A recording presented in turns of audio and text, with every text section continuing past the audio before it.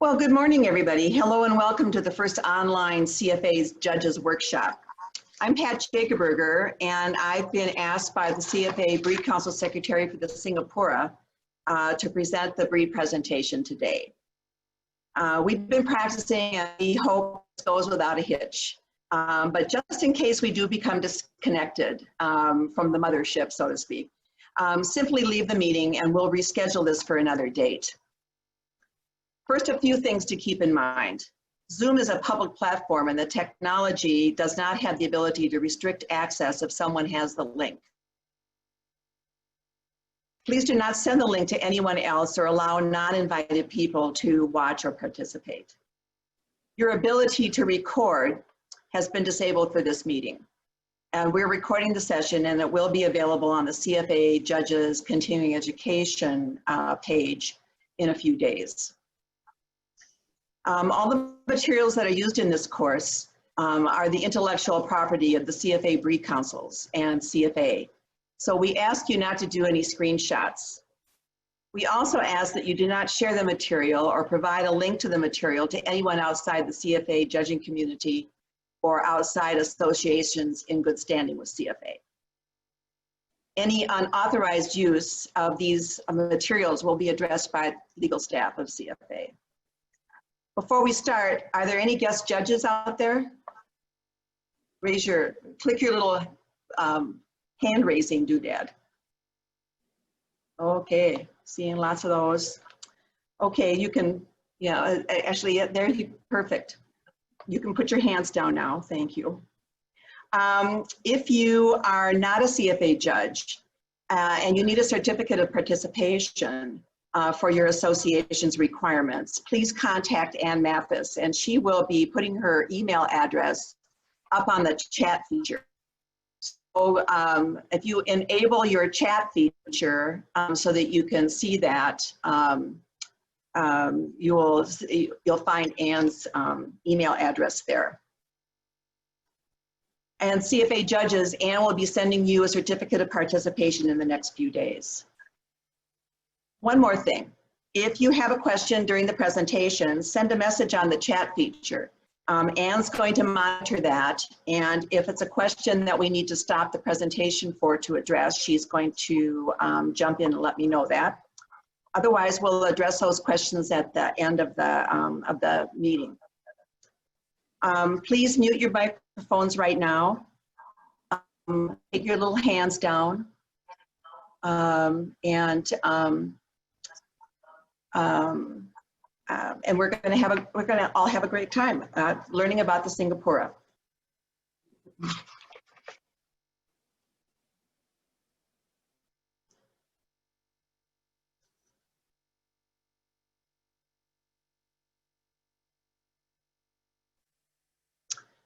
Okie dokie.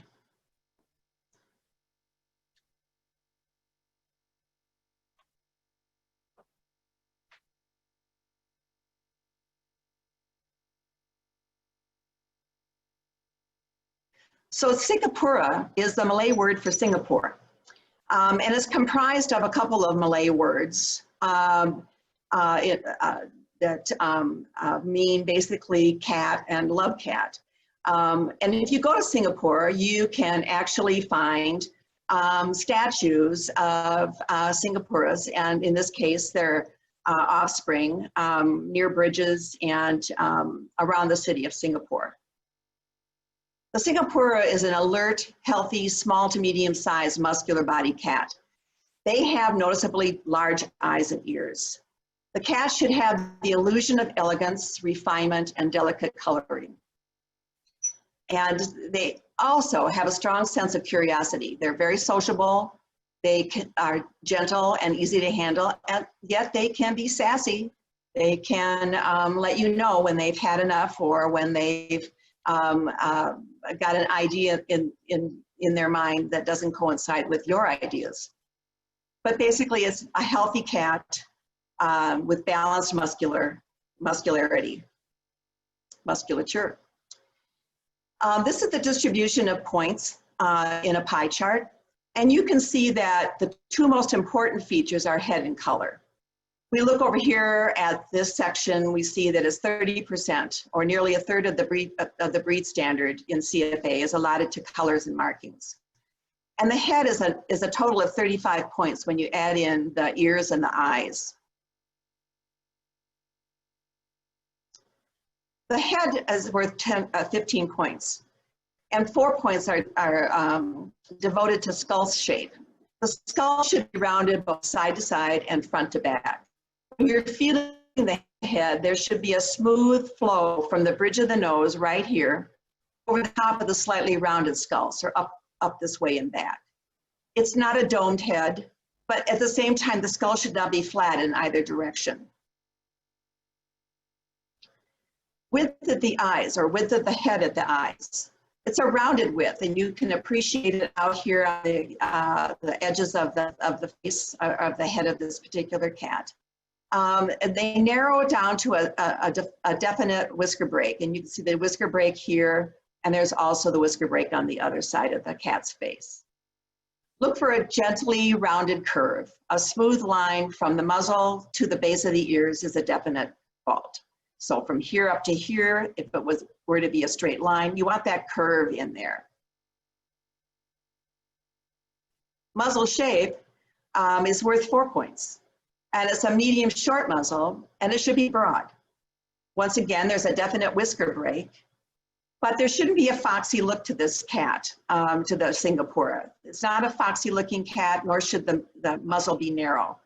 The chin should be well developed and strong, and it should not slope back. In profile, the rounded skull, you can see that right here. There's a slight curve below eye level. And we're measuring eye level. See the little mascara marking here? If we draw a straight line across the cat's eye, that's where eye level is. So that's where that starts, right at eye level.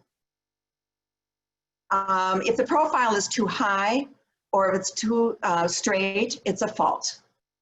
But it's not a Roman nose, so don't go looking for that royal bump. It's a straight line nose to chin.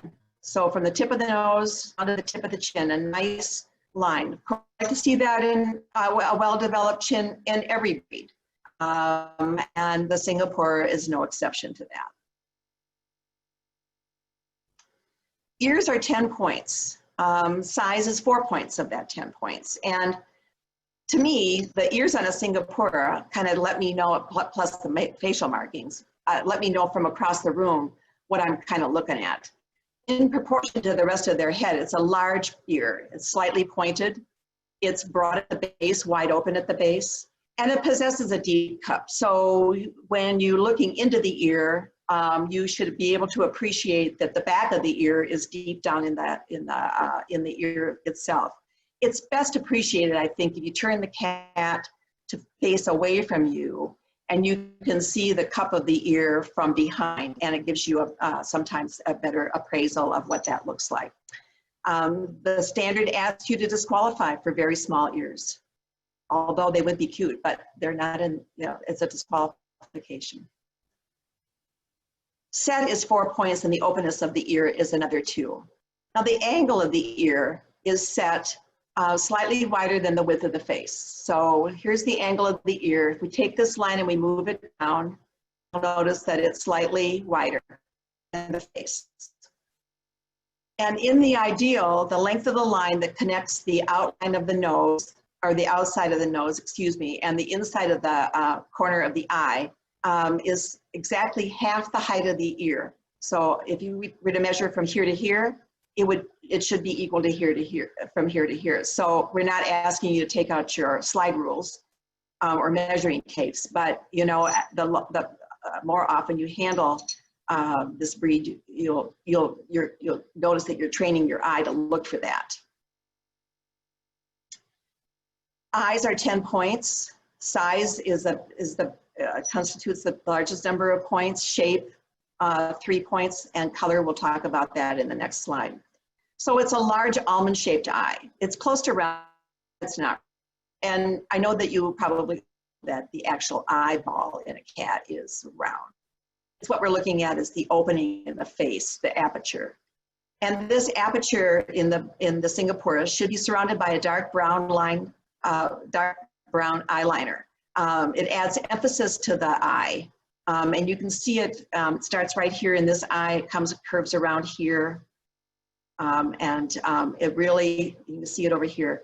It really does emphasize the eye, and it really calls attention to whether or not the eye is too small or improperly set. They're held wide open, but they show a slant. So inner corner down, outer corner out. So it's slightly on the bias. And anytime you can find corners in an eye, it's not a round eye, it's a rounded eye. They should not be protruding, nor should they be recessed. And the eye set should be not less than an eye width apart. And once again, that's something that as you judge more of this breed, you'll be able to train your eye to appreciate the distance between the two eyes. Small eyes are a serious fault in this breed. We don't want tiny little eyes in the Singapura. Color is one point, and they allow for hazel, green, or yellow. No other color is permitted. Brilliance is preferred, and the green tone has a wide range, such as celadon or like to yellow green. You're going to qualify for eyes. This slide shows a variety of eyes, both showing eye shape and color, all of them proper. You can tell that this cat down here has a little, in proportion, a little smaller eye than the others. Here we see a dark ring coming in. You'll see this a lot in kittens, and also you may see it in young adults. It's the mature eye color coming in. And you can see it in this cat as well.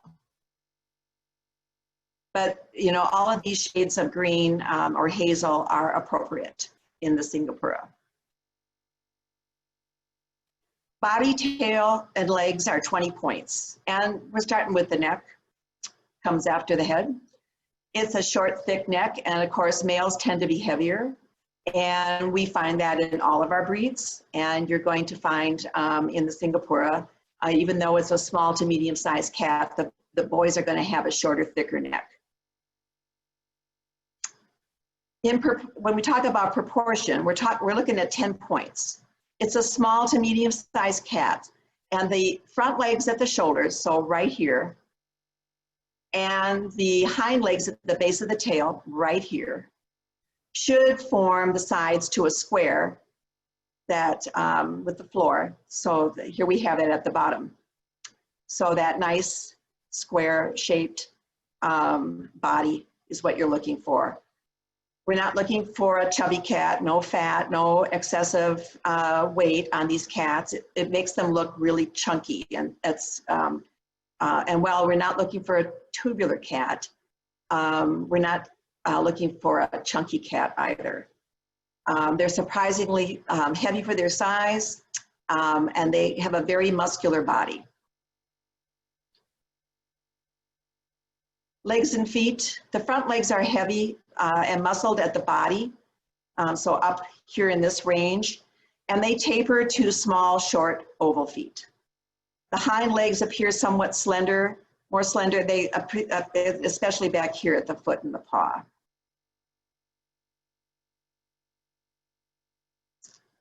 The tail is medium in length. The length should be short of the shoulder. They're suggesting that you assess this by taking the tail and bringing it around the body.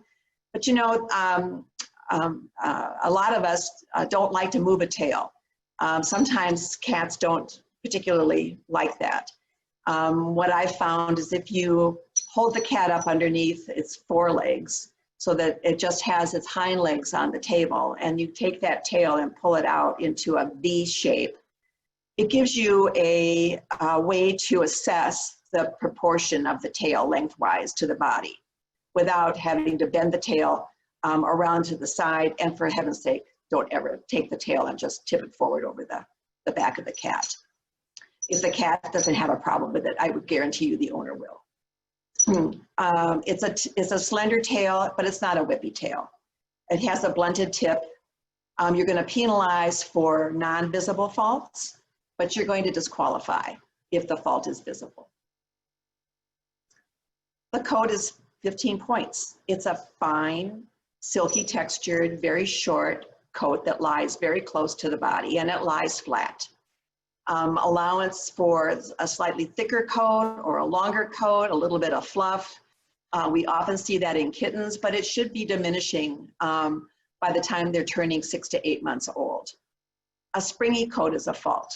And by a springy coat, we mean like a springy coat, like when you set your hand on a British Shorthair, that kind of spring, or on an Abyssinian, that kind of spring that you get. Color and markings, again, we're looking at 30 points, so a third of the standard is devoted to color and markings. Please excuse the motorcyclist that just passed my front door.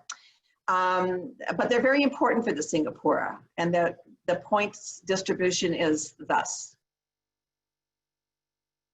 Sepia Goody is the only color, and the color should be dark brown ticking on a warm old ivory ground color.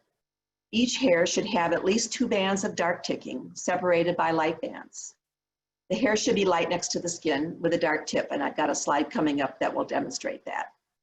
And that muzzle and the chin and the chest and the tummy should be the color of unbleached muslin.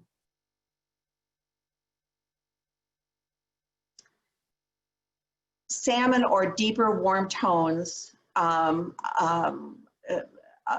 occur on the back of the ear. You can see it here on the back of the ear and right in this area. And along the bridge of the nose, right in here, you can see it's a little warmer, more salmon color. And then this mascara line also, it's not a fault, it's allowed. It's kind of like, you know, the Singapore, the sepia goody coloration is sort of, there's a continuum of it. There's a cooler color all the way up to a very warm sepia agouti. And it's kind of like when you think about the Aussie cat and the various colors and how the tones change within those colors. So you're gonna see a little bit of that in the Singapura. The dark tail tip with the color extending back toward the body on the upper side. The spine line, you can see a shading here. The spine line, it's not a spine line like what you see in a classic tabby or a mackerel tabby pattern cat, or even like in an Abyssinian. Sometimes it's a little less, it's a little more subtle, but you can still appreciate that there is a spine line here. It's not a fault. But what is a fault is if there's no ticking on the top of the head, but we'll get to that in a minute. Here we have a slide showing the dark brown on the old ivory ground color. Each hair should have at least 2 bands of dark ticking, once again, and the hair should be light next to the skin with a darker tip. Allowance should be made in undeveloped ticking in kittens. And this particular person is demonstrating a very nice way to evaluate the color and the banding on a Singapura. She's pulling the hair back on the side of the cat. If you pull the hair back on the spine line, you might have dark hair all the way. But if you go to the side of the cat, you can appreciate the ticking a lot better than along the spine line. And even the shoulder will give you a better, allow you to make a better appraisal.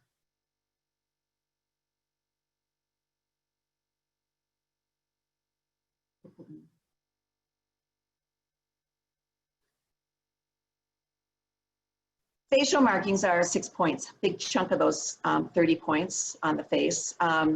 Dark lines should extend from the brows on the outside corner of the eyes. You can see that here.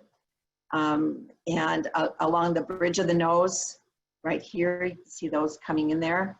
And the cheekbone, cheetah markings, those cheetah lines, and is what they refer to those as. Eyeliner, lips, whisker apertures, and that's where you see these little polka dots. Those are where the whiskers are growing out of the muzzle. Those should have a little bit of liner as well. And the nose liner, they should all be actually dark brown. So you're looking at that nice dark brown eyeliner here, the nose liner right here, the lips. Of course, you can't really appreciate totally the liner on the lips in this photo. But all these shadings and all these markings really contribute to the look of the Singapura. And if you've ever owned one of these cats, I had 2 over the course of my life. And they really, coupled with the way they hold their eyes, they get the message across with those little markings on their face. They have the typical M on the forehead. It's, remember, the agouti pattern is a tabby pattern. And the shadings on the cheekbone, that's all part of the pattern. And as we said before, all of these whisker apertures and the liners are all dark brown. And for a little bit more emphasis, here's the nose liner. It may fade with age. And I've actually judged some kittens in the past where the nose liner wasn't quite in, but when I had them as adults, it was complete and it was proper. You're going to penalize for a lack of nose liner. Remember, just penalize for lack, that being none.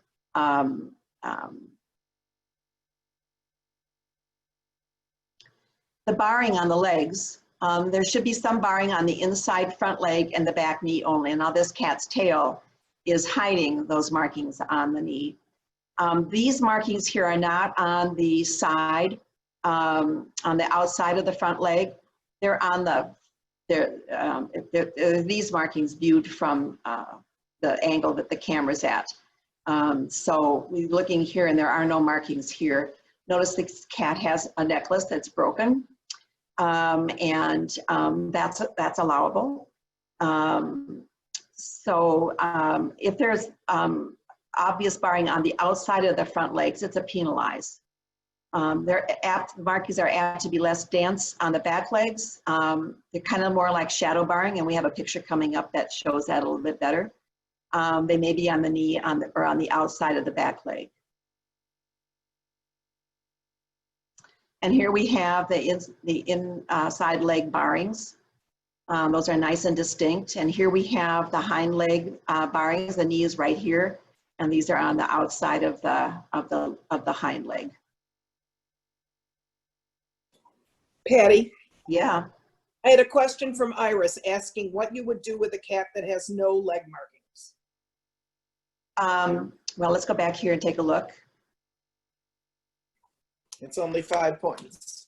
Yeah, obvious barring on the out front is penalized. I do believe that, Iris, that is a penalized, that you would take points out.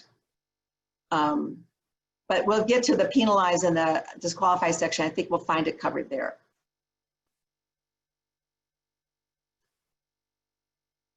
When handling the Singapura, remember that they're a fun, cheerful kind of cat. They're very friendly. They tend to be shy at first, but they're so curious that soon their curiosity gets the better of them.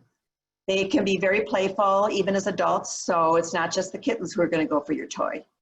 But they can move very quickly when you tease them with a toy, so try not to overdo it.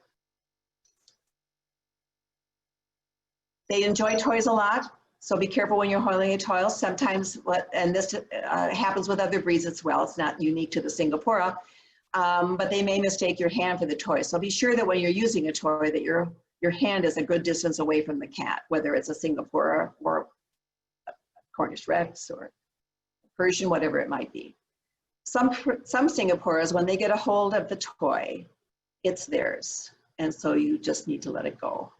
And they will continue to play with it all the way back to the judging cage. So we're going to get into penalizing. You're going to penalize for coldness or gray tones in the coat, gray undercoat next to the skin, barring on the outer front legs, necklaces, necklaces, going, or actually penalized for necklaces, I'm sorry. And those non-visible tail faults. Any lack of nose liner is also a penalize. You're going to disqualify for white spotting, barring on the tail, so no tail rings on these cats. You're going to disqualify for absence of ticking on the top of the head. And you're going to also disqualify for unbroken necklaces or leg bracelets. Small eyes, small ears, visible tail faults, blue eyes. And they only come in one color. They do not come in another color. So here we have some nice examples of some Singapuras. So to answer the question about what you would do if the barring is very faint, it's one of those things that you need to set a threshold for yourself. So, because it doesn't say that you penalize for lack of barring, it doesn't say to disqualify either. It's certainly if the cat were in my ring and there was another cat of equal quality that had better markings on the inner leg, well, that cat, for example, here's those nice markings on the inner part of the leg, that cat would very likely get the best. And here we have, and part of this I think is background reflection, but these are kind of a bluish green, but here we have that nice medium green. So our Singapura presentation was prepared by our CFA Singapore Breed Council Secretary. Her name is Ikuku Takase, excuse me. And so if you'd like to give her a big round of applause, that would be really nice.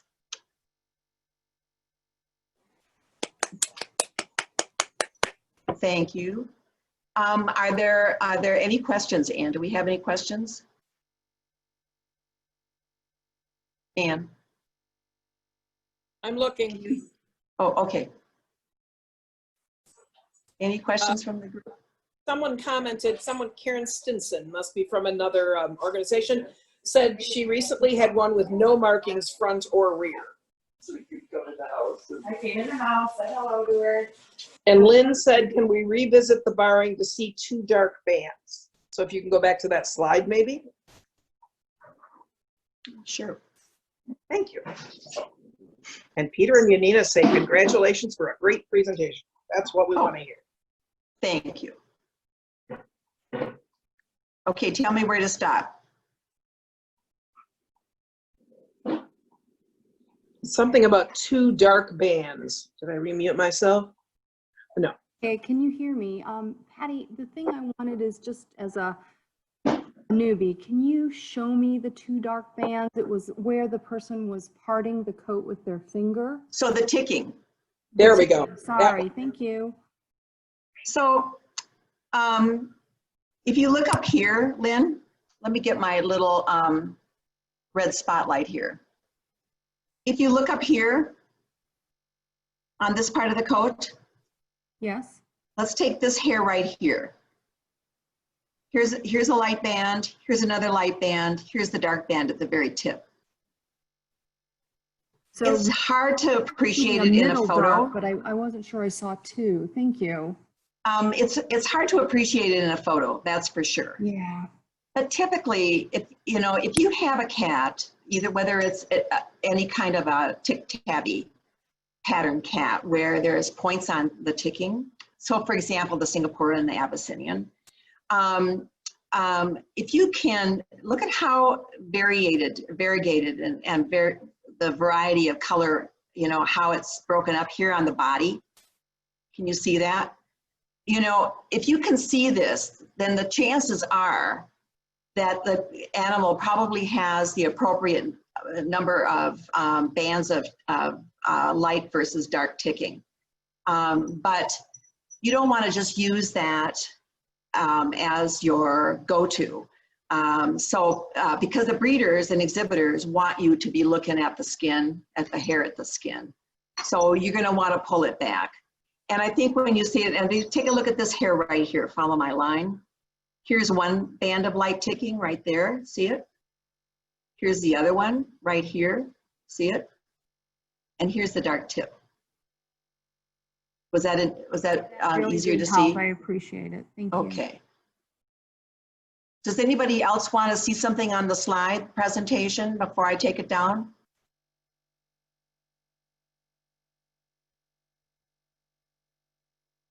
We have no questions in the chat right now. Okay, so there's no questions at all. So I hope you all enjoyed our presentation. We're going to be doing a Bengal presentation in July. And we'll make sure you get the invitation for that as well.